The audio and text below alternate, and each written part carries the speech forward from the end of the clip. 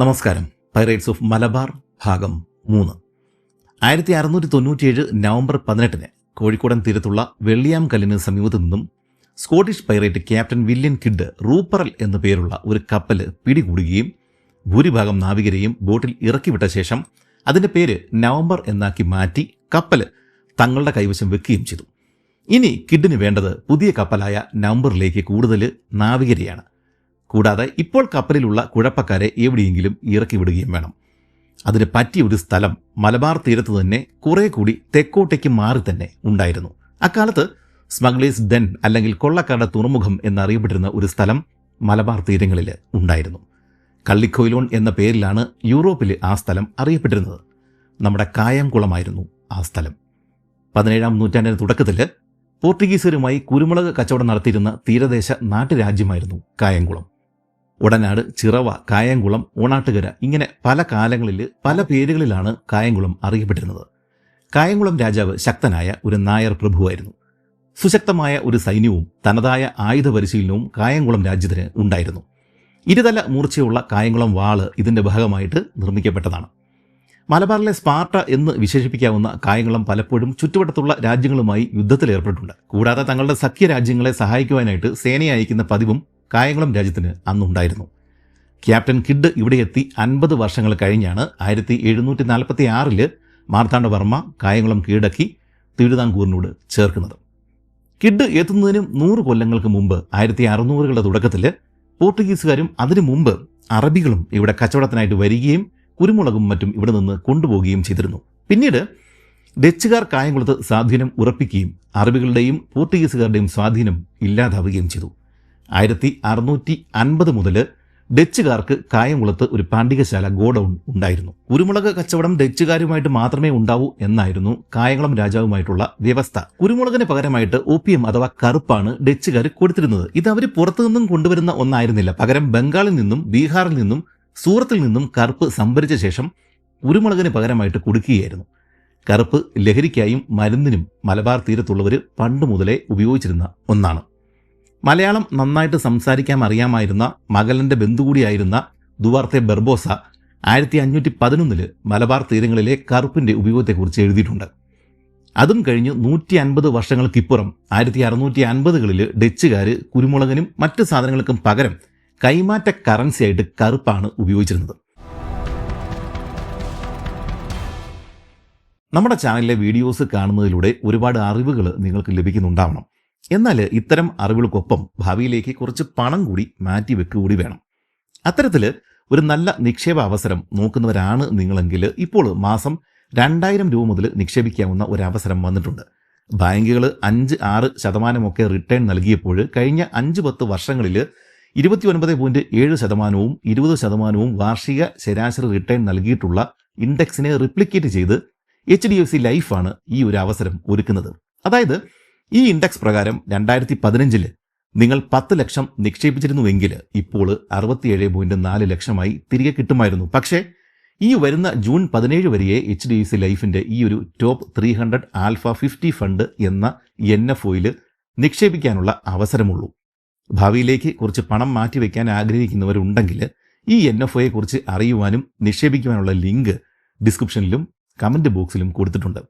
അവിടെ പോയി ഡീറ്റെയിൽസ് ഒക്കെ കൊടുത്തു കഴിഞ്ഞാൽ മലയാളത്തിൽ തന്നെ സംശയങ്ങളൊക്കെ ചോദിച്ച് മനസ്സിലാക്കി നിങ്ങൾക്ക് നിക്ഷേപിക്കാം. ഇവിടെ NAV വില 10 രൂപയാണ്.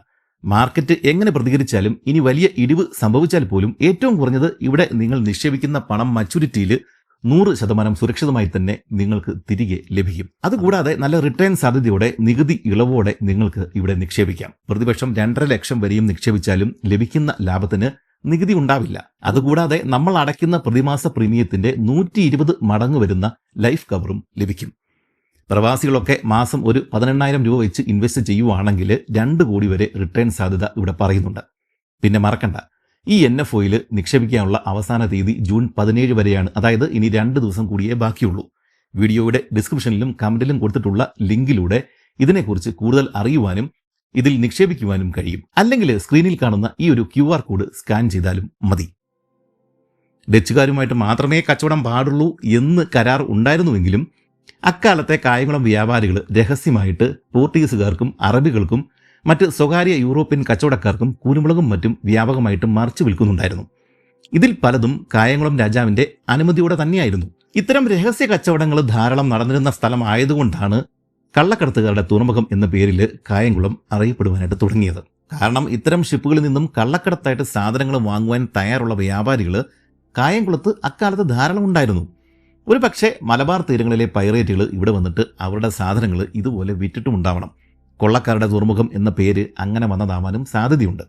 അങ്ങനെ 1697 തൻ്റെ കൈവശമുള്ള 2 കപ്പലുകളിൽ, അതായത് അഡ്വഞ്ചർ, നവംബർ എന്നീ കപ്പലുകളിൽ ക്യാപ്റ്റൻ കിഡ് കായംകുളത്ത് എത്തിച്ചേർന്നു. അങ്ങനെ 2 കപ്പൽ നിറയെ ചരക്കുകളുമായിട്ട് തുറമുഖത്തെത്തിയ കിഡിനെ കണ്ട് കായംകുളത്തെ വ്യാപാരികൾ സന്തോഷിച്ചിട്ടുണ്ടാവണം. എന്നാൽ തൻ്റെ ആളുകൾക്ക് വെള്ളവും ഭക്ഷണവും വാങ്ങുവാൻ വേണ്ടുന്ന കുറച്ച് സാധനങ്ങൾ മാത്രമാണ് കിഡ് കായംകുളത്ത് വിറ്റത്. അരിയും മറ്റുമാണ് നവംബറിൽ നിന്നും പിടിച്ചെടുത്ത കറുപ്പും മറ്റും കൊടുത്ത് കിഡ് വാങ്ങിയത്. പിന്നീടുള്ള 2 മാസങ്ങളോളം കിഡ് കായംകുളം താവളമാക്കിയാണ് പ്രവർത്തിച്ചത്. കായംകുളത്തെ രാജാവ് കിഡിനെ കണ്ടിരുന്നോ, കിഡുമായിട്ട് അദ്ദേഹത്തിന് നേരിട്ട് കച്ചവടം ഉണ്ടായിരുന്നോ എന്നൊന്നും നമുക്കറിയില്ല. എന്തായാലും ഒരു കച്ചവടക്കാരൻ എന്ന നിലയിൽ കിഡിനെയും കപ്പലുകളെയും അദ്ദേഹം സ്വാഗതം ചെയ്തിട്ടുണ്ടാവണം. എന്തായാലും കായംകുളം താവളമാക്കി 2-3 മാസങ്ങൾ മലബാറിൽ കിടന്ന് കറങ്ങിയെങ്കിലും കിഡിന് കാര്യമായ നേട്ടങ്ങളൊന്നും പിന്നീട് ഉണ്ടായില്ല. ഓരോ തവണയും കായംകുളത്തേക്ക് മടങ്ങി വരികയും അരിയും മറ്റും വാങ്ങുകയും ചെയ്തിരുന്നുകൊണ്ടാണ് നമ്മുടെ ഈ കിഡിന് ഇത്രയും മാസങ്ങൾ നമ്മുടെ തീരങ്ങളിൽ പിടിച്ചു നിൽക്കാനായിട്ട് സാധിച്ചത്. കിഡ് ഈ രീതിയിൽ തനിക്കിനിയും കിട്ടാനുള്ള വലിയൊരു കൊള്ള മുതലും സ്വപ്നം കണ്ട് കായംകുളത്ത് കിടന്ന് കറങ്ങുമ്പോൾ നമ്മുടെ ശ്രദ്ധ തൽക്കാലം മറ്റൊരു സ്ഥലത്തേക്ക് തിരിക്കാം. കൃത്യം 1 വർഷം മുമ്പ് 1696 ഏപ്രിലിൽ ഗുജറാത്തിലെ സൂറത്തിലുണ്ടായിരുന്ന കുറച്ച് അർമീനിയൻ വ്യാപാരികൾ കച്ചവടത്തിനായിട്ട് ഒരുമിച്ച് ചേർന്നു. ശേഷം അവർ ഒരു കപ്പൽ വാടകയ്ക്കെടുത്തു.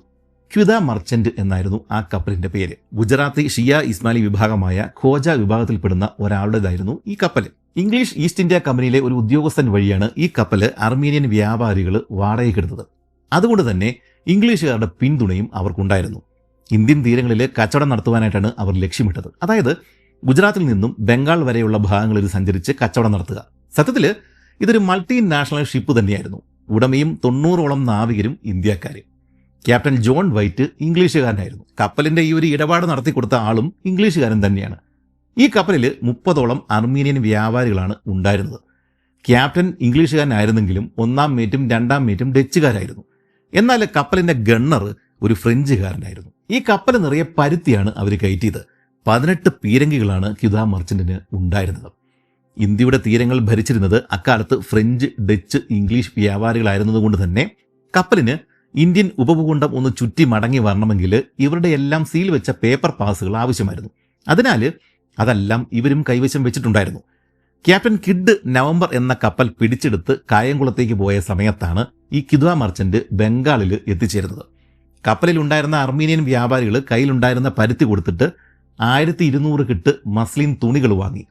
കൂടാതെ 1400 ചാക്ക് ബ്രൗൺ ഷുഗർ, 84 കെട്ട് സിൽക്ക്, 80 പെട്ടി നിറയെ കറുപ്പ്, പിന്നെ ഇരുമ്പ്, വെടിമരുന്ന്, ഇത്രയും സാധനങ്ങളും അവർ വാങ്ങി കപ്പലിലേക്ക് കയറ്റി.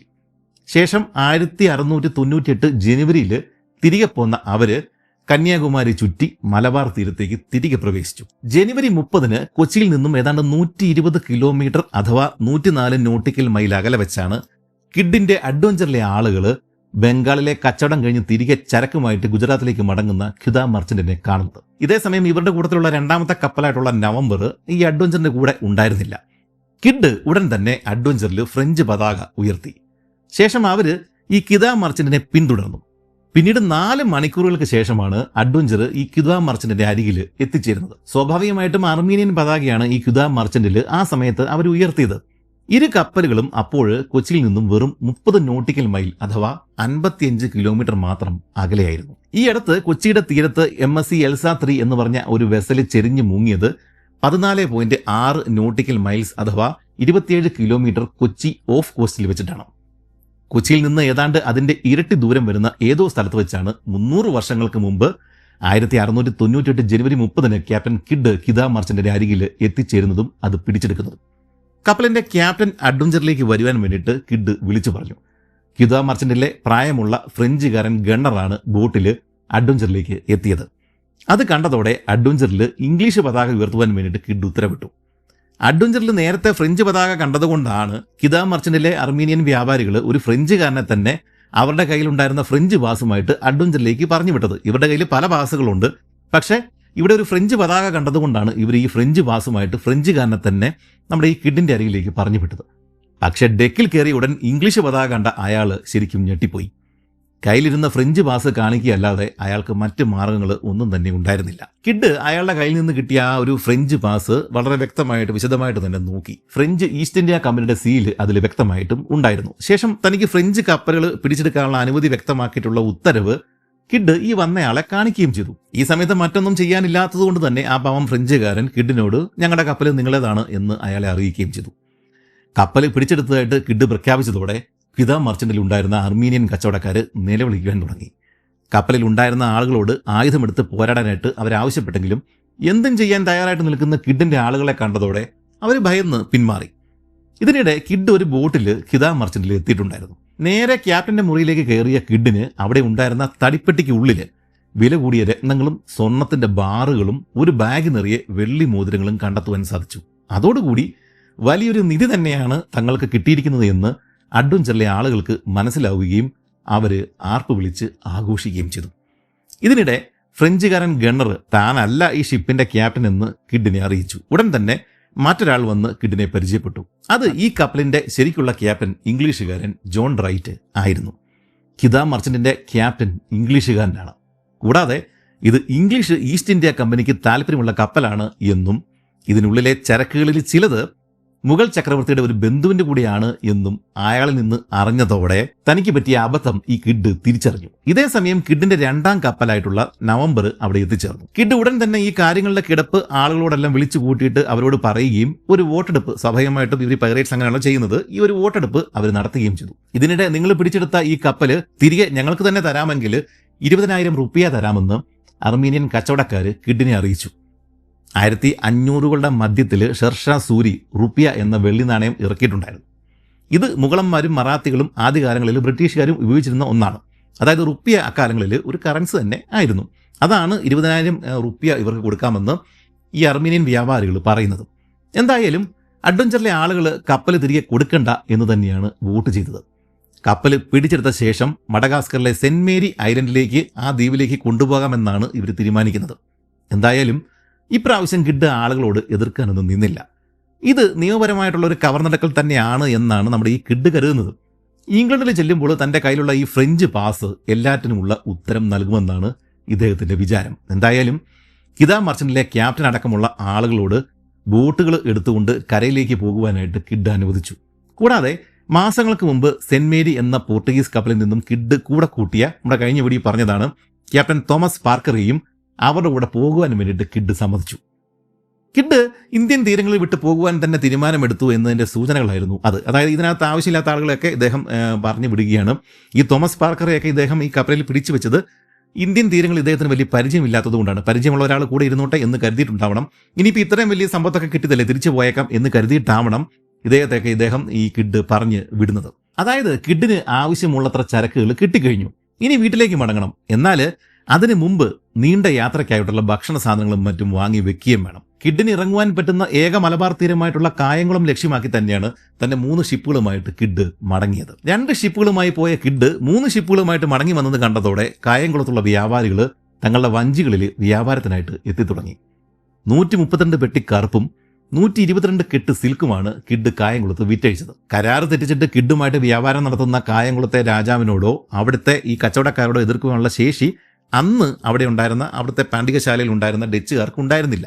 അല്ലെങ്കിൽ നമ്മുടെ ഈ ക്യാപ്റ്റൻ കിഡിന്റെ 3 കപ്പലുകൾ, ആ കപ്പലിൽ നിന്നുള്ള പീരങ്കി അറ്റാക്കിനെ അവർ ഭയന്നു പോയിട്ടുണ്ടാവണം. ഭക്ഷണം വാങ്ങിയതിന് പുറമെ 10,000 പൗണ്ടിന് തുല്യമായിട്ടുള്ള സ്വർണവും കിഡ് കായംകുളത്ത് നിന്നും വാങ്ങിയിരുന്നു. കറുപ്പ് വിറ്റ് തന്നെയാണ് കിഡ് ഇതെല്ലാം വാങ്ങിയത്. ഇതിനിടെ വ്യാപാരത്തിനായിട്ട് കായംകുളത്ത് അടുത്ത മറ്റൊരു പോർട്ടുഗീസ് കപ്പലും കിഡ് കൊള്ളയടിച്ചു. ആ കപ്പൽ കൂടി കിഡ് തന്റെ സംഘത്തിലേക്ക് ചേർക്കുകയും ചെയ്തു. അങ്ങനെ ഇദ്ദേഹത്തിന്റെ സംഘത്തിൽ ഇപ്പോൾ 4 കപ്പലുകളാണ് ഉള്ളത്. ഇപ്പോൾ പിടിച്ചെടുത്ത പോർട്ടുഗീസ് കപ്പല്, പിന്നെ ഇദ്ദേഹത്തിന്റെ കയ്യിലുള്ള ഈ അഡ്വഞ്ചർ എന്ന് പറഞ്ഞ ശരിക്കുള്ള കപ്പല്, ഖിദ മർച്ചന്റ്, പിന്നെ നവംബർ. എന്നാൽ പിറ്റേ ദിവസം പ്രഭാതത്തിൽ ഞെട്ടിക്കുന്ന ഒരു കാഴ്ചയാണ് കിഡും കൂട്ടരും കണ്ടത്. 4 വലിയ കപ്പലുകൾ കായംകുളം ലക്ഷ്യമാക്കി നീങ്ങി വരികയാണ്. മുന്നിൽ വരുന്ന 2 കപ്പലുകൾ ഇംഗ്ലീഷ് ഈസ്റ്റ് ഇന്ത്യ കമ്പനിയുടെയും പുറകെ വരുന്ന 2 ഡച്ച് കപ്പലുകളും ആണ്. മുന്നിലെ കൂറ്റൻ കപ്പലുകൾ അധികം വൈകാതെ തന്നെ തുറമുഖത്ത് എത്തിച്ചേരും. കായംകുളത്ത് കിഡിനെ വളഞ്ഞിട്ട് ആക്രമിക്കുവാനായിട്ടാണ് അവരുടെ പദ്ധതി. താൻ പൈറേറ്റ് അല്ല എന്നും താൻ പിടിച്ചെടുത്തൊക്കെ നിയമപരമായിട്ട് ശരിയാണെന്നും ഇവരെ ബോധ്യപ്പെടുത്തുന്ന കാര്യമൊന്നും കിഡിനില്ല. അതൊക്കെ ഇംഗ്ലണ്ടിൽ ചെന്നിട്ട് വേണ്ടപ്പെട്ടവരോട് തന്നെ നേരിട്ട് സംസാരിച്ചു കൊള്ളാം. ഇങ്ങനെ മനസ്സിൽ വിചാരിച്ചുകൊണ്ട് കിഡ് നങ്കൂരങ്ങൾ അറുത്തു മാറ്റുവാൻ വേണ്ടിയിട്ട് ഉത്തരവിട്ടു. 4 കപ്പലുകളാണ് ഒരേ സമയം തുറമുഖത്തു നിന്നും രക്ഷപ്പെട്ടു പോകേണ്ടത്. താൻ കഷ്ടപ്പെട്ട് പിടിച്ചെടുത്ത ഒരു കാര്യവും നഷ്ടപ്പെടുത്തുവാനായിട്ട് കിഡ് തയ്യാറായിരുന്നില്ല. അതുകൊണ്ട് നവംബർ എന്ന് പറഞ്ഞ കപ്പല് ഇവർ പുതുതായിട്ട് പിടിച്ചെടുത്ത പോർട്ടുഗീസ് കപ്പലിനെയും താൻ നിൽക്കുന്ന അഡ്വഞ്ചർ ക്യുദ മർച്ചന്റിനെയും കെട്ടിവലിക്കുവാനായിട്ട് കിഡ് ഉത്തരവുകൾ കൊടുത്തു. കൂടാതെ പുറംകടലിൽ വെച്ച് വഴിവിരിഞ്ഞെങ്ങാനും പോവുകയാണെങ്കിൽ മഡഗാസ്കറിലെ സെന്റ് മേരീസ് ദ്വീപിൽ വെച്ച് സന്ധിക്കാമെന്ന് കിഡ് ഈ ബാക്കി കപ്പലുകൾ നിയന്ത്രിക്കുന്ന ആളുകളോട് പറഞ്ഞു. അവിടെ വെച്ച് മുഴുവൻ മുതലും നമുക്ക് ഷെയർ ചെയ്ത് കൊടുക്കാം, അല്ലെങ്കിൽ എല്ലാവർക്കും അവിടെ വെച്ച് ഇതെല്ലാം കൊടുക്കാൻ പറ്റും, നിങ്ങൾ പല വഴിയെ പോയാലും ഒരുമിച്ച് അവിടെ വന്നാൽ മതി. അഡ്വഞ്ചറിനും അത് കെട്ടിവലിക്കുന്ന ക്യുദ മർച്ചന്റിനും വളരെ വേഗത്തിൽ തന്നെ കായംകുളത്തുനിന്നും പുറത്തേക്ക് കടക്കുവാനായിട്ട് സാധിച്ചു. എന്നാൽ പോർട്ടുഗീസ് കപ്പലിനെ കെട്ടിവലിക്കുന്ന നവംബറിന് ഒപ്പം എത്തിച്ചേരുവാനായിട്ട് സാധിക്കുമായിരുന്നില്ല. പുറകെ വരുന്ന ഈസ്റ്റ് ഇന്ത്യ കമ്പനിയുടെ കപ്പലിൽ നിന്നുള്ള പീരങ്കി ആക്രമണം അടുത്തടുത്ത് വന്നതോടെ നവംബറിൽ ഉണ്ടായിരുന്ന ആളുകൾ പോർട്ടുഗീസ് കപ്പലിനെ കെട്ടിവലിക്കുന്ന വടങ്ങൾ അറുത്തുമാറ്റി. കപ്പലും അതിലുണ്ടായിരുന്ന ആളുകളെയും ഇംഗ്ലീഷുകാർ ഉടൻ തന്നെ പിടിച്ചെടുക്കുകയും ചെയ്തു. പക്ഷേ നവംബറിന് രക്ഷപ്പെട്ട് പുറംകടലിൽ എത്തിച്ചേരുവാനായിട്ട് സാധിച്ചു. പുറത്ത് കടന്നതോടെ ക്യുദ മർച്ചന്റിനെ കെട്ടിവലിക്കുന്ന വടങ്ങൾ കിഡ് അഴിച്ചു മാറ്റുകയും ചെയ്തു. എന്നാൽ അന്ന് രാത്രി ശക്തമായ കാറ്റ് വീശുകയും 3 കപ്പലുകളും പരസ്പരം അകന്നു പോവുകയും ചെയ്തു. തൻ്റെ കപ്പലായ അഡ്വഞ്ചറിൽ 10,000 പൗണ്ടിന് തുല്യമായിട്ടുള്ള ഗോൾഡ് ബാറുകൾ ഇരിക്കുന്നത് കൊണ്ട് തന്നെ മറ്റ് 2 കപ്പലുകൾ തന്നെ കബളിപ്പിച്ച് കടന്നു കളയാതെ ഗോൾഡിന്റെ വിഹിതം വാങ്ങുവാനായിട്ട് മഡഗാസ്കറിലെ സെന്റ് മേരി ഐലൻഡിൽ തന്നെ എത്തിച്ചേരും എന്നാണ് കിഡ് കരുതുന്നത്. ഇതിനിടെ അഡ്വഞ്ചറിന്റെ ചോർച്ച കൂടിക്കൂടി വരുന്നുണ്ടായിരുന്നു. പല സ്ഥലങ്ങളിലും കയറുകൊണ്ട് കെട്ടിവെച്ചിട്ടാണ് കപ്പൽ പിളർന്നു പോകാതെ അവർ നോക്കിയത്. 8 ആളുകൾ നിരന്തരം പമ്പ് ചെയ്തുകൊണ്ടാണ് വെള്ളം പുറത്തേക്ക് കളഞ്ഞുകൊണ്ടിരുന്നത്. ഓരോ മണിക്കൂറിലും പമ്പ് ചെയ്യുന്നവരുടെ ഷിഫ്റ്റ് മാറിക്കൊണ്ടേയിരിക്കും. പിടിച്ചെടുത്ത കപ്പലുകളിൽ നിന്നും കിഡ് തന്റെ കപ്പലിലേക്ക് മാറ്റിയ ഇന്ത്യക്കാരാണ് ഈ പണി എടുത്തുകൊണ്ടിരിക്കുന്നത്. കൂടാതെ കായംകുളത്ത് നിന്നും ചരക്ക് മാറ്റുവാനായിട്ട് കപ്പലിൽ കയറിയ 7ഓളം കായംകുളംകാരും കപ്പലിൽ പെട്ടുപോയിട്ടുണ്ടായിരുന്നു. അഡ്വഞ്ചർ ഈ പെട്ടെന്ന് ബാക്കി ഷിപ്പുകൾ വരുന്നത് കണ്ടതോടെ അടിയന്തരമായിട്ട് നങ്കൂരങ്ങൾ അറുത്തുമാറ്റി തുറമുഖം വിട്ടു കഴിഞ്ഞപ്പോഴേക്കും ഇവർക്ക് ഇറങ്ങുവാൻ സാധിച്ചില്ല. അങ്ങനെ ആഴ്ചകൾ സഞ്ചരിച്ച് കിഡും കൂട്ടരും ന്യൂഷ്ബുറ എന്ന സെയിന്റ് മേരി ദ്വീപിൽ എത്തിച്ചേർന്നു. 60 കിലോമീറ്റർ നീളവും 10 കിലോമീറ്റർ വീതിയുമുള്ള ഈ ഒരു ചെറുദ്വീപ് മഡഗാസ്കറിന്റെ കിഴക്കൻ തീരത്താണ് സ്ഥിതി ചെയ്യുന്നത്. ഈ ദ്വീപിനും മഡഗാസ്കറിനും ഇടയിലുള്ള കടലിൽ ഹംബാഗി തിമിംഗലങ്ങളെ കാണുവാനായിട്ട് പറ്റിയ സ്ഥലമാണ്. 17ഉം 18ഉം നൂറ്റാണ്ടുകളിൽ കടൽ കൊള്ളക്കാരുടെ വിഹാര കേന്ദ്രമായിരുന്നു ഈ ദ്വീപ്. ഹെൻറി എവരിയെ പോലുള്ള പൈറേറ്റുകൾ ഇവിടെ താമസിച്ചിട്ടുണ്ട് എന്നൊക്കെയാണ് കരുതപ്പെടുന്നത്. ഒട്ടനവധി പൈറേറ്റുകളെ ഈ ദ്വീപിലെ സിമിത്തേരികളിൽ അടക്കം ചെയ്തിട്ടുണ്ട്. 1698 ഫെബ്രുവരി അല്ലെങ്കിൽ മാർച്ച് ഈ 2 മാസങ്ങളിൽ എപ്പോഴോ ആണ് കിഡ് അഡ്വഞ്ചറുമായിട്ട് സെന്റ് മേരിയിൽ എത്തിയത്. എന്നാൽ അവിടെയുള്ള തുറമുഖത്തേക്ക് അടുക്കുമ്പോൾ അവിടെ മറ്റൊരു കപ്പൽ കിടക്കുന്നത് കണ്ട് കിഡ് ഞെട്ടി. 32 പീരങ്കിയുള്ള ആ കപ്പല് മറ്റൊരു പ്രശസ്ത പൈറേറ്റിന്റെ കപ്പലായിരുന്നു, റോബർട്ട് കലിഫോർഡ്. വർഷങ്ങൾക്ക് മുമ്പ് കിഡിന്റെ കൂടെ ചേർന്ന് ഒരു ഫ്രഞ്ച് കപ്പൽ പിടിച്ചെടുക്കുകയും അവസാനം കിഡിനെ ചതിച്ച് കപ്പലുമായി കടന്നു കളയുകയും ചെയ്ത അതേ റോബർട്ട് കലിഫോർഡ്. ന്യൂയോർക്കിൽ നിന്നും യാത്ര തുടങ്ങിയ ശേഷം കിഡ് ഒരു യഥാർത്ഥ പൈറേറ്റിനെ ആദ്യമായിട്ട് കണ്ടുമുട്ടുന്നത് ഇപ്പോൾ ഇവിടെ വെച്ച് മാത്രമാണ്. അത് തന്റെ പഴയ കൂട്ടാളി റോബർട്ട് കലിഫോർഡ് തന്നെയാവും എന്ന് കിഡ് ഒരിക്കൽ പോലും കരുതിയിട്ടുണ്ടായിരിക്കില്ല. കിഡിനേക്കാൾ സാഹസികമായ ഒരു യാത്രയ്ക്ക് ശേഷമാണ് റോബർട്ട് കലിഫോർഡ് ഇപ്പോൾ സെന്റ് മേരിയിൽ എത്തിയിരിക്കുന്നത്. പഴയ എതിരാളികൾ ഒരു തവണ കൂടി കണ്ടുമുട്ടുമ്പോൾ എന്താവും സംഭവിക്കുക? പക്ഷെ അതിനു മുമ്പ് റോബർട്ട് കലിഫോർഡ് എങ്ങനെ ഇവിടം വരെ എത്തി എന്നും കൂടി അറിഞ്ഞാൽ കാര്യങ്ങൾ കൂടുതൽ രസകരമായിരിക്കും. നമ്മൾ ഈ സീരീസിന്റെ ആദ്യത്തെ വീഡിയോയിൽ പറഞ്ഞതാണ്, തുടക്കത്തിൽ കിഡിന്റെ കൂടെ ഫ്രഞ്ച് കപ്പലിൽ തന്നെ ഉണ്ടായിരുന്ന നമ്മുടെ ഈ റോബർട്ട് കലിഫോർഡ് കിഡിന്റെ കൂടെ കലാപം നടത്തി കപ്പൽ പിടിച്ചെടുത്ത് കിഡിനെ ക്യാപ്റ്റനാക്കി. ശേഷം മറ്റൊരു കലാപം നടത്തി കിഡിനെ ക്യാപ്റ്റൻ സ്ഥാനത്തു നിന്ന് മാറ്റി. അത് കഴിഞ്ഞ് കിഡ് കരയിലിറങ്ങിയ സമയം കപ്പലും കൊണ്ട് കടന്നു കളയുകയും ചെയ്തു. പിന്നീട് കലിഫോർഡിനെ 8 വർഷങ്ങൾക്ക് മുമ്പ് 1690 ഡിസംബറിൽ ജേക്കബ് എന്ന കപ്പലിലാണ് നാം കാണുന്നത്. ആ കപ്പലിലെ ക്വാർട്ടർ മാസ്റ്റർ ആയിരുന്നു കലിഫോർഡ്. അങ്ങനെ കറങ്ങിത്തിരിഞ്ഞ് കലിഫോർഡ് അവസാനം 1692 ഗുജറാത്തിലെ മംഗ്രോൾ തുറമുഖത്ത് എത്തിച്ചേർന്നു. എന്നാൽ അവിടെ എത്തിയ കലിഫോർഡും കൂട്ടരും തനി ഗുണം കാണിച്ചു. കുടിച്ച് കൂത്താടി നടന്ന അവര് സ്ത്രീകളോട് അപമര്യാദയായിട്ട് പെരുമാറിയതോടെ ജുനഗഡിലെ അധികാരികൾ കലിഫോർഡ് ഉൾപ്പെടെയുള്ള 18 പൈറേറ്റുകളെ പിടികൂടി ജയിലിൽ അടച്ചു. ഈ ജുനഗഡിലെ ജയിലിൽ വെച്ചാണ് കലിഫോർഡും ജോൺ സ്വാനും തമ്മിൽ ഉറ്റ സുഹൃത്തുക്കൾ ആകുന്നത്. ഈ കലിഫോർഡിന്റെ കൂടെ പിന്നീട് എല്ലാ കാര്യങ്ങൾക്കും ഈ ജോൺ സ്വാന് ഉണ്ടായിരുന്നു. ജയിലിൽ കിടക്കുന്ന സമയം ഇവർ പലതവണ ജയിൽ ചാടുവാൻ വേണ്ടിയിട്ട് ശ്രമിച്ചെങ്കിലും ഒന്നും വിജയിച്ചില്ല. പിന്നീട് മര്യാദരാമന്മാരായിട്ട് അഭിനയിച്ച ആളുകളുടെ വിശ്വാസം നേടിയെടുക്കാൻ വേണ്ടിയിട്ടാണ് അവർ ശ്രമിച്ചത്. അങ്ങനെ കുറച്ച് കഴിഞ്ഞപ്പോൾ അവരെ തുറമുഖത്ത് കിടക്കുന്ന കപ്പലുകളിലും ബോട്ടുകളിലും ക്ലീനിങ് പണിക്ക് കൊണ്ടുപോകാൻ തുടങ്ങി. അവസാനം 4 വർഷങ്ങൾക്ക് ശേഷം 1696 അവർ ജയിലിൽ ചാടുക തന്നെ ചെയ്തു. അങ്ങനെ റോബർട്ട് കലിഫോർഡ്, കൂട്ടുകാരൻ ജോൺ സ്വാൻ, പിന്നെ ജെയിംസ് ഗില്യം എന്നിവര് 1696 മാർച്ചിൽ ബോംബെയിൽ എത്തിച്ചേർന്നു. ബോംബെയിലെത്തിയ കലിഫോർഡിനും കൂട്ടുകാർക്കും അവർ ജോലി അന്വേഷിച്ച് നടന്നു. പക്ഷേ കലിഫോർഡിനാണ് ആദ്യമായിട്ട് ജോലി കിട്ടിയത് ജോസിയ എന്ന കപ്പലിൽ. അതേ കപ്പലിൽ തൻ്റെ ഉറ്റ സുഹൃത്തായിട്ടുള്ള ബാക്കിയുള്ള ആളുകളെ, പ്രത്യേകിച്ച് ജോൺ സ്വാനിനെ കൂടി ആ കപ്പലിൽ കയറ്റുവാൻ വേണ്ടിയിട്ട് കലിഫോർഡ് നോക്കിയെങ്കിലും അത് നടന്നില്ല. സ്വാനും ആ മുമ്പ് പറഞ്ഞ ഗില്ലിയമും അവർ മറ്റൊരു കപ്പലിലാണ് കയറിക്കൂടിയത്. എങ്കിലും കപ്പലിൽ കയറുന്നതിന് മുമ്പ് തന്നെ കലിഫോർഡ് ജയിൽ ചാടി വന്ന തൻ്റെ കൂട്ടുകാരൊക്കെ ആയിട്ട് ഒരു പദ്ധതി വിഭാവനം ചെയ്തിട്ടുണ്ടായിരുന്നു. തങ്ങൾ ഏത് കപ്പലിൽ ജോലി ചെയ്യാനായിട്ട് കയറിയാലും ആ കപ്പലിൽ കലാപമുണ്ടാക്കിയിട്ട് അത് പിടിച്ചെടുക്കുക. ശേഷം എല്ലാവരും ആ ഷിപ്പുകളുമായിട്ട് ഇന്തോനേഷ്യയിലെ സുമാത്രയിലുള്ള അച്ചേ തുറമുഖത്ത് സംഗമിക്കുക. നിക്കോബാർ ദ്വീപുകളുടെ തൊട്ടടുത്താണ് അച്ചേ സ്ഥിതി ചെയ്യുന്നത്. അവിടെ നിന്നും ഒരുമിച്ച് ചൈനയിലേക്ക് പോകുവാനായിരുന്നു കലിഫോർഡിന്റെ പദ്ധതി. അങ്ങനെ ഇത്തരം പദ്ധതികളൊക്കെയായിട്ട് ജോസിയ എന്ന കപ്പലിൽ, ഒരു ചെറിയ കപ്പലിൽ അയാൾ ബോംബെയിൽ നിന്നും പുറപ്പെട്ടു. ആകെ 20 നാവികർ മാത്രം ഉണ്ടായിരുന്ന ഒരു പത്തേമാരിയായിരുന്നു ഈ ജോസിയ. മദ്രാസിലെ സെന്റ് ജോർജ് ഫോർട്ടിലേക്കാണ് ആ കപ്പൽ പോയത്. അവിടെ ചെന്ന് കഴിഞ്ഞപ്പോഴേക്കും കലിഫോർഡിന് ഒരു സുവർണ അവസരം ലഭിച്ചു. ജോസിയുടെ ക്യാപ്റ്റന് അസുഖം ബാധിക്കുകയും അയാൾ ചികിത്സയ്ക്കായിട്ട് കരയിൽ ഇറങ്ങുകയും ചെയ്തു. 1696 ജൂൺ 11 രാത്രിയിൽ കലിഫോർഡ് തൻ്റെ പദ്ധതി നടപ്പിലാക്കി. വേലിയിറക്ക സമയത്ത് അയാൾ ജോസിയയുടെ നങ്കൂരത്തിൻ്റെ കയറുകൾ അഴിച്ചുവിട്ടു. അങ്ങനെ ക്യാപ്റ്റൻ ഇല്ലാത്ത ജോസിയ ഇർലിൻ്റെ മറവിൽ ആരും അറിയാതെ പുറം കടലിൽ എത്തിച്ചേർന്നു. ശേഷം പായകൾ വിരിച്ച് അവർ അവിടെ നിന്നും സ്ഥലം പിടിക്കുകയും ചെയ്തു. 4 ഇംഗ്ലീഷുകാരും 18 ഇന്ത്യൻ നാവികരുമാണ് ആ സമയം കപ്പലിലുണ്ടായിരുന്നത്. ഇന്ത്യൻ നാവികർക്ക് കലിഫോർഡ് ഉൾപ്പെടെയുള്ള ആയുധധാരികളായിട്ടുള്ള ഇംഗ്ലീഷ് പൈറേറ്റുകൾ പറയുന്നത് അനുസരിക്കല്ലാതെ മറ്റ് വഴികളൊന്നും തന്നെയും ഉണ്ടായിരുന്നില്ല. അവിടെ നിന്നും നിക്കോബാർ ദ്വീപുകളിലേക്കാണ് ജോസിയ എന്ന് പറഞ്ഞ ഈ ഒരു ചെറിയ കപ്പലുമായിട്ട് കലിഫോർഡ് നീങ്ങിയത്. അനുകൂലമായ കാറ്റ് ഉണ്ടായിരുന്നുകൊണ്ട് തന്നെ ഒരാഴ്ചക്കുള്ളിൽ നിക്കോബാർ ദ്വീപുകളുടെ സമീപം ജോസിയ എത്തിച്ചേർന്നു. വെള്ളവും ഭക്ഷണവും ആവശ്യമായിരുന്നുകൊണ്ട് തന്നെ കലിഫോർഡിനും സംഘത്തിനും അവിടെയുള്ള ഏതെങ്കിലും ഒരു ദ്വീപിൽ ഇറങ്ങേണ്ടത് അനിവാര്യമായിരുന്നു. ജെയിംസ് ക്രോഫ്റ്റ് എന്നൊരാളെയും ഒരു ഇന്ത്യക്കാരനെയും 2 പേര് കപ്പൽ ഏൽപ്പിച്ച ശേഷം കലിഫോർഡ് ഉൾപ്പെടെയുള്ള മറ്റാളുകൾ ഒരു ദ്വീപിൽ ഇറങ്ങുകയും ചെയ്തു. എന്നാൽ കലിഫോർഡ് ജോസിയ എന്ന് പറഞ്ഞ ഈ കപ്പലിന്റെ ക്യാപ്റ്റനോട് മദ്രാസിൽ വെച്ച് ചെയ്തത് ഇവിടെ വെച്ചാണ് അയാൾക്ക് തിരിച്ചു കിട്ടിയത്. കപ്പലിൽ ഉണ്ടായിരുന്ന ജെയിംസ് ക്രോഫ്റ്റും ഇന്ത്യക്കാരനും മറ്റുള്ളവർ മുഴുവൻ കരയിൽ നിന്ന് ഇറങ്ങിയെന്ന് കണ്ടതോടെ കപ്പലിന്റെ വടങ്ങൾ കഷ്ണിച്ചു മാറ്റി കപ്പലുമായിട്ട് അവിടെ നിന്നും കടന്നു കളഞ്ഞു. പ്രത്യേകിച്ച് നാവിഗേഷണൽ സ്കിൽസ് ഒന്നും തന്നെയും ഇല്ലാതിരുന്ന ഈ 2 പേരും ഒരു ഊഹക്കണക്ക് വെച്ച് സുമാത്രയിലുള്ള ആച്ചേ തുറമുഖം ലക്ഷ്യമാക്കി യാത്ര തുടരുകയാണ് ചെയ്തത്. ഒരു പൈറേറ്റായി മാറുവാൻ തീരെ താല്പര്യമില്ലായിരുന്നുകൊണ്ടാണ് 2 പേരും, ഈ ക്രോഫ്റ്റ് ഉൾപ്പെടെയുള്ള 2 പേരും അങ്ങനെ ചെയ്തത്. അന്ന് 1696 ജൂൺ 18 തീയതിയായിരുന്നു.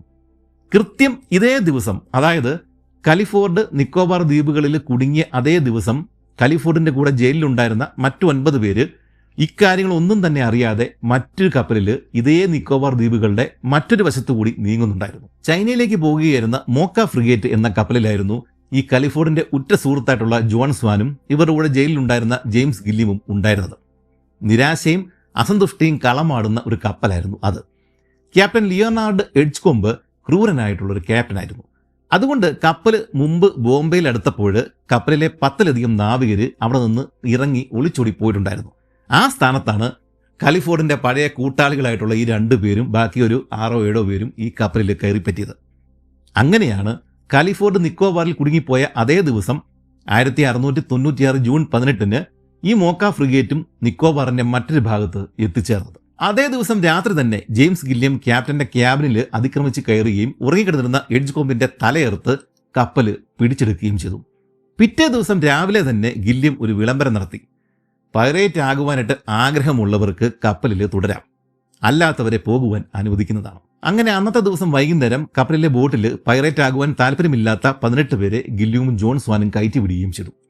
കാറ്റിന്റെ ഗതിക്കനുസരിച്ച് നീങ്ങിയ ആ ബോട്ട് 2 ദിവസങ്ങൾ കഴിഞ്ഞപ്പോഴേക്കും സുമാത്രയിൽ ഒരിടത്ത് എത്തിച്ചേർന്നു.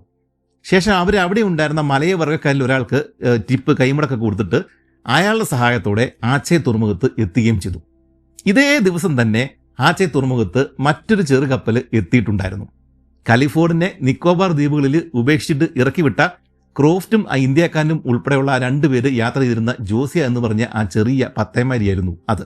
അങ്ങനെ കലിഫോർഡിന്റെ കൂടെ ഉണ്ടായിരുന്ന ക്രോഫ്റ്റും ഗില്ലിമിന്റെയും ജോൺ സ്വാനിന്റെയും കൂടെ ഉണ്ടായിരുന്ന 18 പേരും ആച്ചെ തുറമുഖത്ത് വെച്ച് ഒരുമിച്ച് കണ്ടുമുട്ടി. അവരവരുടെ കഥകൾ പരസ്പരം പറഞ്ഞു. ഈ കഥകൾ കേട്ടുകൊണ്ട് മറ്റൊരാൾ കൂടി അവിടെ നിൽപ്പുണ്ടായിരുന്നു. ബംഗാളിലേക്ക് പോകുന്ന എലിസബത്ത് എന്ന കപ്പലിന്റെ ക്യാപ്റ്റൻ ജോർജ് വാലിസ് ആയിരുന്നു അത്.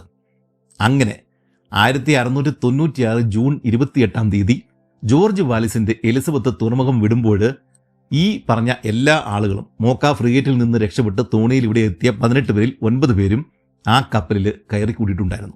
കൂടാതെ നമ്മുടെ ഈ കലിഫോർഡിനെ ഇറക്കി വിട്ട ക്രോഫ്റ്റും അക്കൂട്ടത്തിൽ ഉണ്ടായിരുന്നു. അവരും എലിസബത്തിന്റെ ക്യാപ്റ്റൻ ജോർജ് വാലിസും കൂടിയിട്ട് ഒരു പദ്ധതി തയ്യാറാക്കി. പോകുന്ന വഴി നിക്കോബാർ ഐലൻഡുകൾ സന്ദർശിച്ച് ഈ കലിഫോർഡിനെയും കൂട്ടരെയും ഇപ്പോഴും അവർ ജീവനോടെ ഉണ്ടെങ്കിൽ പിടികൂടുക. അതുവഴി ഈസ്റ്റ് ഇന്ത്യ കമ്പനിയിൽ നിന്നും മുഗൾ ചക്രവർത്തിയിൽ നിന്നും പാരിതോഷികങ്ങൾ വാങ്ങിക്കൂട്ടാം എന്നാണ് നമ്മുടെ ഈ ക്യാപ്റ്റൻ ജോർജ് വാലിസിന്റെ കണക്കുകൂട്ടൽ. അവരുടെ പദ്ധതി വളരെ സിമ്പിളായിരുന്നു. നമ്മുടെ ഈ ക്രോഫ്റ്റ് കൃത്യമായിട്ട് കലിഫോർഡിനെ ഇറക്കി വിട്ട ആ ദ്വീപ് കാണിച്ചു തരും. ശേഷം അയാൾ ലോവർ ഡെക്കിൽ മറഞ്ഞിരിക്കും. മറ്റുള്ളവർ വെള്ളത്തിനായിട്ട് ദ്വീപിൽ നിർത്തിയ കപ്പലിലെ പാവപ്പെട്ട കച്ചവടക്കാരെ പോലെ അങ്ങ് അഭിനയിക്കും. അങ്ങനെ വന്നാൽ ഉറപ്പായിട്ടും കലിഫോർഡ് ജീവനോടെ ഉണ്ടെങ്കിൽ ഈ കപ്പൽ പിടിച്ചെടുക്കുവാൻ വേണ്ടിയിട്ട് അയാൾ ശ്രമിക്കും. എങ്ങനെയെങ്കിലും അയാൾ ഈ കപ്പലിൽ എത്തിച്ചേരും. ആ സമയത്ത് അയാളെ പിടികൂടാം. അങ്ങനെ 4 ദിവസങ്ങൾക്ക് ശേഷം അച്ചേ പോർട്ടിൽ നിന്നും ക്രോഫ്റ്റിനെയും മറ്റുള്ളവരെയും കൂട്ടിയിട്ട് നമ്മുടെ ഈ ജോർജ് വാലിസ് എലിസബത്തിൽ യാത്ര തിരിച്ചു. അവസാനം അവര് കലിഫോർഡിനെ ഇറക്കി വിട്ട ദ്വീപിന്റെ അരികിൽ എത്തിച്ചേർന്നു. ഏതാണ്ട് അരമണിക്കൂർ കഴിഞ്ഞപ്പോഴേക്കും ദ്വീപ് നിവാസികൾ നിർമ്മിച്ച നാടൻ തടിവള്ളത്തിൽ 3 പേര് കപ്പലിന്റെ അരികിൽ എത്തിച്ചേർന്നു. അവരെല്ലാം തന്നെ ഈ പഴയ ജോസിയ കപ്പലിലെ ആളുകൾ തന്നെയാണ് എന്ന് ഒളിച്ചിരുന്ന ക്രോഫ്റ്റ് തിരിച്ചറിഞ്ഞു. അതിലൊരാള് സാക്ഷാൽ റോബർട്ട് കലിഫോർഡ് തന്നെയാണ്. തങ്ങളൊരു കപ്പൽ അപകടത്തിൽപ്പെട്ട് ദ്വീപിൽ നീന്തി കയറിയതാണ് എന്നും ദ്വീപിലെ ആളുകളൊക്കെ ആയിട്ട് പോരാടിയാണ് ഇവിടെ കഴിഞ്ഞുകൂടുന്നത് എന്നും അതുകൊണ്ട് തങ്ങളെ രക്ഷിക്കണം എന്നൊക്കെയാണ് നമ്മുടെ ഈ കലിഫോർഡ് ക്യാപ്റ്റൻ വാലിസിനോട് വിളിച്ചു പറയുന്നത്. ശേഷം ബോട്ട് കപ്പലിന്റെ അരികിലേക്ക് ചേർത്ത ശേഷം ഈ ഡെക്കിലേക്ക് കയറി വരുവാൻ വേണ്ടിയിട്ട് വാലിസ് അവർക്ക് അനുമതി കൊടുത്തു. ഡെക്കിലെത്തിയ കലിഫോർഡ് വീണ്ടും താൻ ദ്വീപിൽ എങ്ങനെയാണ് എത്തിയതെന്നുള്ള കള്ളക്കഥ ക്യാപ്റ്റനോട് ആവർത്തിക്കുവാൻ തുടങ്ങി. തൊട്ടടുത്ത നിമിഷം ഒളിച്ചിരുന്ന മോക്ക ഫ്രിഗേറ്റിലെ നാവികര് മൂവരുടെയും മേലിൽ ചാടി വീണു. ഉടൻ തന്നെ ഈ 3 പൈറേറ്റുകളും വാളുകൾ ഊരി പ്രതിരോധിക്കുവാനും കടലിലേക്ക് ചാടി രക്ഷപ്പെടുവാനും ഒക്കെ നോക്കിയെങ്കിലും 3 പേരിൽ ഒരാൾ വെടിയേറ്റ് വീണതോടെ ആ ശ്രമം ഉപേക്ഷിക്കുകയും അവശേഷിച്ച 2 പേരും കീഴടങ്ങുകയും ചെയ്തു. കലിഫോർഡിനെയും കൂട്ടുകാരനെയും ബന്ധിച്ച് താഴെയുള്ള കാർഗോ ഹോളിൽ കൊണ്ട് തള്ളുവാൻ ക്യാപ്റ്റൻ വാലിസ് ഉത്തരവിട്ടു. കപ്പൽ ബംഗാളിൽ എത്തിയ ശേഷം അവിടെയുള്ള ഈസ്റ്റ് ഇന്ത്യ കമ്പനി ഓഫീസിൽ ഇവരെ കൈമാറുവാൻ വേണ്ടിയിട്ടാണ് ഇനി പോകുന്നത്. എന്നാൽ അങ്ങോട്ടേക്ക് പോകുന്ന വഴി അതിശക്തമായിട്ടുള്ള കൊടുങ്കാറ്റ് ആഞ്ഞടിച്ചു. അതോടുകൂടിയിട്ട് എലിസബത്തിന് മ്യാൻമാറിന്റെ തെക്ക് പടിഞ്ഞാറൻ തീരങ്ങളിലുള്ള മെയ്ക്ക് അഥവാ മെർഗൂയി ദ്വീപ് സമൂഹങ്ങളിലേക്ക് പോകേണ്ടി വന്നു. ആൻഡമാനിന് വടക്ക് 800ഓളം ദ്വീപുകളുടെ ഒരു സമൂഹമാണ് ഇത്. ഫിലിപ്പീൻസിലെ കടലിലും കരയിലൊക്കെയായിട്ട് ജീവിക്കുന്ന ഈ ബജാവു വർഗ്ഗക്കാരെ കുറിച്ച് നിങ്ങൾ കേട്ടിട്ടുണ്ടാവണം. കടൽ മനുഷ്യർ അല്ലെങ്കിൽ സീ ജിപ്സീസ് എന്നൊക്കെയാണ് അവരെ വിളിക്കുന്നത്. അതേപോലെ തന്നെ കടൽ മനുഷ്യർ, സീ ജിപ്സീസ് എന്നൊക്കെ വിളിക്കപ്പെടുന്ന മോക്കൻ വർഗ്ഗക്കാരാണ് ഈ ദ്വീപുകളിൽ അധിവസിക്കുന്നത്. കപ്പൽ തീരത്തേക്ക് അടുപ്പിച്ചെങ്കിലും ഈ മോക്കൻ വർഗ്ഗക്കാരെ പേടിച്ചിട്ട് അവരെ ഭയന്നിട്ട് ദ്വീപിൽ ഇറങ്ങുവാൻ വേണ്ടിയിട്ട് ആരും തുനിഞ്ഞില്ല. കൊടുങ്കാറ്റ് ശമിക്കുന്നത് വരെയും കപ്പലിൽ തന്നെ കഴിഞ്ഞുകൂടുവാൻ വേണ്ടിയിട്ടാണ് അവർ തീരുമാനിച്ചത്. എന്നാൽ അടുത്ത ദിവസം പ്രഭാതത്തിൽ അവർ മറ്റൊരു കാഴ്ച കണ്ടു. വലിയൊരു കപ്പൽ ഇവർ നങ്കൂരമിട്ടിരിക്കുന്ന അതേ സ്ഥലത്തേക്ക് തന്നെ വരുന്നുണ്ട്. ജെയിംസ് ഗില്ലിമും ജോൺ സ്വാനും ഉൾപ്പെടെയുള്ള കലിഫോർഡിന്റെ പഴയ കൂട്ടാളികൾ പിടിച്ചെടുത്ത മോക്ക ഫ്രിഗേറ്റ് തന്നെയായിരുന്നു ആ വരുന്നത്. 35ഓളം പൈറേറ്റുകളാണ് ആ സമയം മോക്കയിൽ ഉണ്ടായിരുന്നത്. ഈ കപ്പലിൽ നിന്നും ബോട്ടിൽ രക്ഷപ്പെട്ട 9 പേരാണ് ഇപ്പോൾ ഈ ക്യാപ്റ്റൻ വാലിസിന്റെ എലിസബത്ത് എന്ന കപ്പലിൽ ഉള്ളത്. മോക്ക ഇങ്ങനെ കണ്ടതോടെ അവർ ശരിക്കും ഞെട്ടുക തന്നെ ചെയ്തു. ഇതേസമയം ദ്വീപ് നിവാസികൾ പഴങ്ങളും മറ്റും വിൽക്കുവാൻ വേണ്ടിയിട്ട് ചെറു തോണികളിൽ ഈ 2 ഷിപ്പുകളുടെയും അരികിൽ വന്നു പോകുന്നുണ്ടായിരുന്നു. അക്കൂട്ടത്തിൽ ഒരു വഞ്ചിയിലെ ആളുകൾ മോക്ക ഫ്രിഗേറ്റിൽ എത്തുകയും രഹസ്യമായിട്ട് ഒരു കാര്യം അവരെ അറിയിക്കുകയും ചെയ്തു. മറ്റേ കപ്പലിൽ, അതായത് എലിസബത്ത് എന്ന കപ്പലിൽ അതിൻ്റെ കാർഗോ ഹോൾഡിൽ 2 പൈറേറ്റുകളെ തടവിൽ പാർപ്പിച്ചിട്ടുണ്ട്. ഇന്ത്യയിൽ ചെന്ന് എത്തിച്ച ശേഷം ഈസ്റ്റ് ഇന്ത്യ കമ്പനിക്ക് കൈമാറുവാൻ വേണ്ടിയിട്ടാണ് അവരുടെ പ്ലാന്.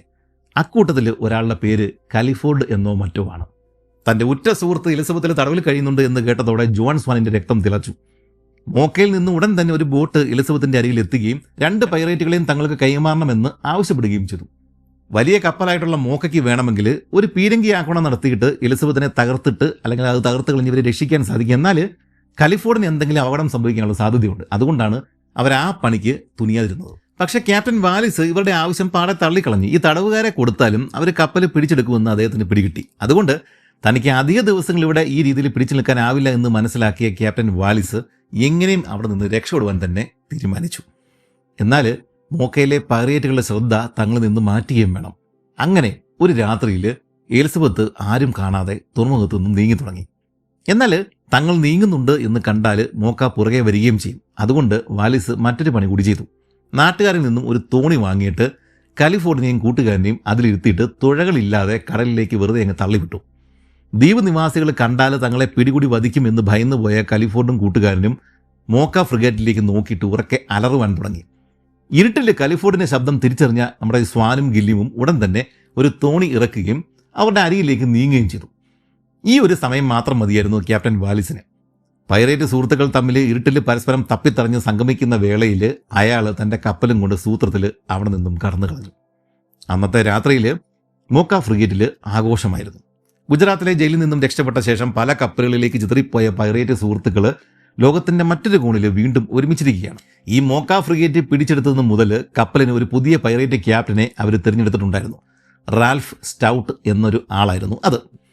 കലിഫോർഡ് കപ്പലിൽ എത്തിയ അതേ ദിവസം തന്നെ അവർ കപ്പലിന് റെസല്യൂഷൻ എന്നൊരു പുതിയൊരു പേര് ഇടുകയും ചെയ്തു. കൂടാതെ ഈ കപ്പലിന്റെ തിരഞ്ഞെടുക്കപ്പെട്ട ക്യാപ്റ്റൻ റാൽഫ് സ്റ്റൗട്ടിന് കീഴെ ക്വാർട്ടർ മാസ്റ്ററായിട്ട് റോബർട്ട് കലിഫോർഡ് ചാർജ് എടുക്കുകയും ചെയ്തു. ഇവരുടെ കയ്യിലുള്ള പഴയ മോക്ക അല്ലെങ്കിൽ ഇപ്പോഴത്തെ റെസല്യൂഷൻ എന്ന കപ്പൽ അത്യാവശ്യം വലിപ്പമുള്ള ഒരു കപ്പൽ തന്നെയായിരുന്നു. ഇതിൽ 34 പീരങ്കികളും 12 മോട്ടാറുകളും ഉണ്ടായിരുന്നു. മുന്നിൽ നിന്നും അഥവാ മസിൽ ലോഡ് ചെയ്യുന്ന പീരങ്കിലാണ് മോട്ടോറുകൾ. അങ്ങനെ മെയ്ക്ക് ദ്വീപിൽ നിന്നും പുറത്തിറങ്ങിയ കലിഫോർഡ് കപ്പലുമായിട്ട് നേരെ നിക്കോബാറിലേക്കാണ് പോയത്. അവിടെ തൻ്റെ കൂടുതൽ ദ്വീപിൽ അകപ്പെട്ടു പോയ ഇന്ത്യക്കാരുൾപ്പെടെയുള്ള തൻ്റെ കൂട്ടാളികളെ രക്ഷപ്പെടുത്തുകയായിരുന്നു ഉദ്ദേശം. എന്നാൽ അവിടെ ആരെയും കണ്ടെത്തുവാനായിട്ട് അയാൾക്ക് സാധിച്ചില്ല. ഒന്നുകിൽ ദ്വീപ് നിവാസികളുമായിട്ടുള്ള പോരാട്ടത്തിൽ അവർ കൊല്ലപ്പെട്ടിട്ടുണ്ടാവണം, അല്ലെങ്കിൽ മറ്റേതെങ്കിലും കപ്പലിൽ കയറിക്കൂടി രക്ഷപ്പെട്ടിട്ടുണ്ടാവാം. അങ്ങനെ അവിടെ നിന്നും ഈ നിക്കോബാർ ദ്വീപുകളിൽ നിന്നും നിരാശയോടെ തിരിച്ചു പോരുന്ന വഴിയാണ് ഇന്ത്യൻ മഹാസമുദ്രത്തിൽ ചുറ്റിത്തിരിയുന്ന മറ്റൊരു പൈറേറ്റ് ഷിപ്പ് അവർ കാണുന്നത്. ചാമിങ് മേരി എന്നായിരുന്നു ആ കപ്പലിൻ്റെ പേര്. ഈ പൈറേറ്റ് ഷിപ്പിൽ ഉണ്ടായിരുന്ന സകല ആളുകളെയും മുമ്പൊരു വീഡിയോയിൽ നാം കണ്ടിട്ടുള്ളതാണ്. അതേ വീഡിയോയിലെ അതേ ആളുകൾ തന്നെയാണ് നമ്മുടെ ഈ കഥയിലേക്ക് ഇപ്പോൾ വന്ന് കയറിയിട്ടുള്ളത്. അതേതാണ് എന്നൊന്ന് ഓർമ്മിപ്പിക്കാം. ഔറംഗസീബിൻ്റെ കപ്പലായിട്ടുള്ള ഗഞ്ചൈ സവായി ക്യാപ്റ്റൻ എവരി പിടിച്ചെടുത്ത കഥ നിങ്ങൾ ഓർക്കുന്നുണ്ടാവണം. ആ വീഡിയോയുടെ ലിങ്ക് ഡിസ്ക്രിപ്ഷനിൽ ചേർത്തിട്ടുണ്ട്. ആ കഥയിലാണ് ഇപ്പോൾ ചാമിങ് മേരി എന്നറിയപ്പെടുന്ന ഈ കപ്പലിലെ സകല ആളുകളും ഉണ്ടായിരുന്നത്. അതൊന്ന് വ്യക്തമാക്കാം. ബെർമുഡ കേന്ദ്രമാക്കി പ്രവർത്തിച്ചിരുന്ന ഒരു അമേരിക്കൻ കപ്പിത്താനായിരുന്നു തോമസ് ടു.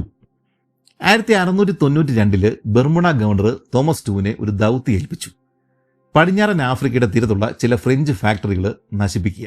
അതിനു വേണ്ടിയിട്ട് അമിറ്റി എന്ന് പറഞ്ഞ പേരുള്ള ഒരു കപ്പലും ബെർമുഡയിൽ നിന്നും 46 നാവികരെയും ഗവർണർ തോമസ് ടുവിന് വിട്ടുകൊടുത്തു.